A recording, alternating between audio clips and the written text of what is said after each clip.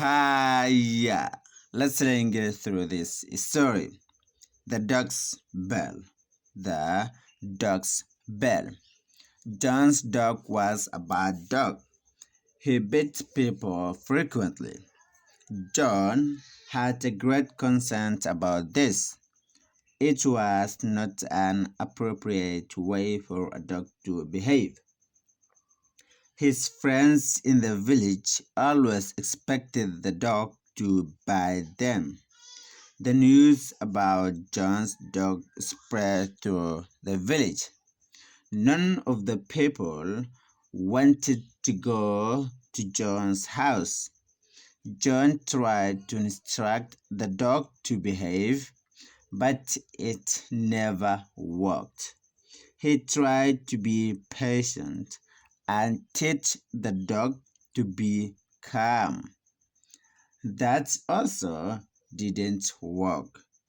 John didn't want to punish the dog. How will I stop my dog's bad habit? John asked himself. John's friend came to talk to him about the issue.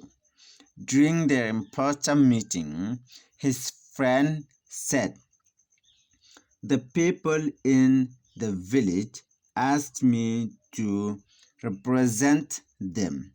We want your dog to stop this habit. Why don't you put a bell around the dog's neck?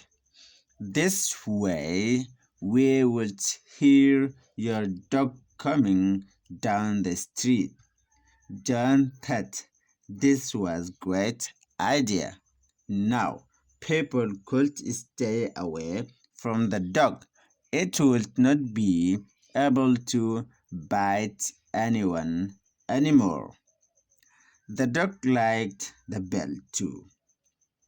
People looked at him when they heard his bell. This made the dog very content. He liked the song the bell played when he walked.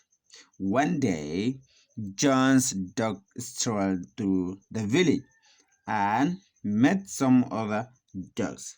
He expected them to want a bell like his, but they laughed at his bell. They said the bell made people avoid him. John's dog shook his head. "No, they look at me because they like the bell."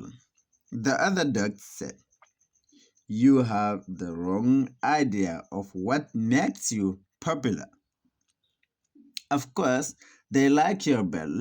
It tells them where you are so they can avoid you. You aren't able to bite them anymore.